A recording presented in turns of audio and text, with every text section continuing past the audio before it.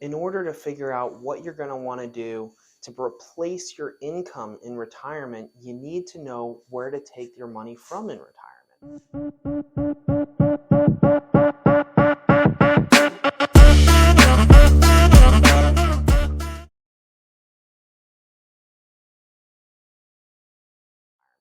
You know, you've had this paycheck your whole life coming in right to your bank account, and you're wondering, how am I going to get that paycheck when I retire? Where's that money going to come from?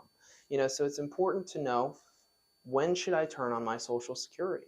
You know, should I turn it on at 62? Should I turn it on right when I retire? Should I turn it on at 70? There's so many different options that you can take when it comes to Social Security.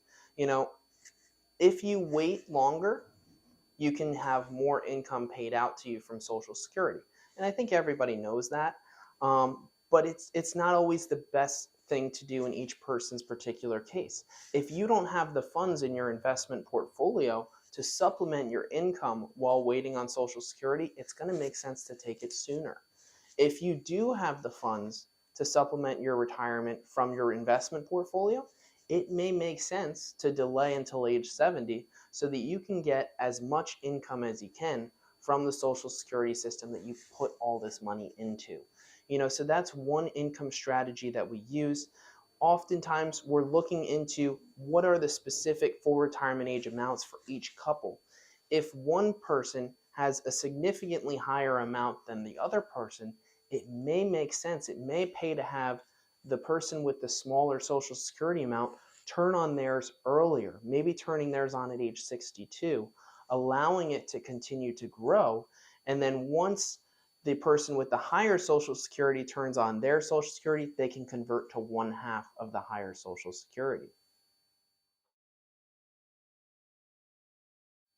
Pensions. These can be an outstanding way to replace some of that income when you retire. If you work for a company a long time and you're with one of those companies that has a pension plan, you're going to be able to have some of that income come out for you in retirement. You know, when it comes to picking a pension plan, there's usually different options. You can usually take a highest single life payout. And if you're single, this is usually the option that you want to go with. But if you're married, there's usually another option that says you can have a lower payout, but the income continues to your spouse if something happens to you. And then there's a third option. There's a lump sum option. And this isn't available on every pension, but on some of the pensions, you're able to take that lump sum and either invest it or do whatever you want with those funds. So let me let you in on a little secret. So when your company has its pension plan, what they do is they use that money from the pension and they purchase an annuity. And what that annuity does is it pays you out a certain income over the rest of your lifetime. Now, usually your company will have an arrangement with one annuity company. You know, so whatever that annuity company is able to offer for that pension, that's what you'll be able to get, either as a single life payout or as a joint life payout with you and your spouse. You know, so what we bring the value to is we're able to show what all of the different insurance companies are able to do, or at least what the very best ones are able to do if you took that lump sum amount and were to shop the market for the very best income annuity out there. So what if one of the annuities, if the pension income that you have coming in is going to say, let's say, pay you $3,000 over the rest of your life, well, maybe it might make sense if there's one out there that could pay you $3,200 for the rest of your life. Now that's an extra $200 that you wouldn't have had you not been able to shop the market. So that's one important piece of the income planning in pensions, that you're able to set up your portfolio so that you have that income coming in for the rest of your life. And when you take your money out of the market to supplement your income, that's something that you want to consider. You know, should I take it from the market? Should I not take it from the market? What happens if the market goes down? You know, a lot of people live off the 4% rule. And the way that that works is that you can take 4% of your market money out per year without running out of money.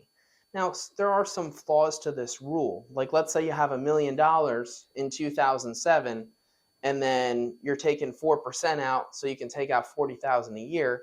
And then 2008 comes around, and by 2009 you only have 500,000 in there. So now your 4% rule turns into 20,000. So you just got a half of your pay that you would have had from before. So there's some errors to this rule, some problems with this rule. You want to set up the portfolio so that when you're taking your income from the market, it's when the market has gone up, not when the market has gone down. This way you're always selling high instead of selling low. We talked about the markets, and we talked about how you want to have some of your income coming in from the markets when the markets are going up. But what about when the markets are going down? If the markets are going down, you don't want to take that income from the market. So if you have your portfolio structured in a way where you have part of your portfolio in the market and part of the portfolio in a growth fixed indexed annuity, you can take the money out of the growth fixed indexed annuity to supplement your income needs while the market is down. So that's one way that you're always selling high instead of selling low. So that's one way to set up your portfolio and have that income stream coming in. So what if you wanted to have an investment that was able to give you a guaranteed income for the rest of your life? So let's say you had an income need of $100,000. And your Social Security, your pensions, all your fixed income that you have coming in is only providing $60,000. Well, you need something to bridge that $40,000 gap that you need the income for, right? So one way that you can do this is you can get something that's called a fixed indexed annuity with an income rider. And by doing this, you can turn on that income rider, and it works just like a pension in the way that you're able to take out that income and have that income continuing for the rest of your life. So whether you passed away next year, you passed away at 105, you don't run out of money. You're able to get the same 100,000 coming in like clockwork.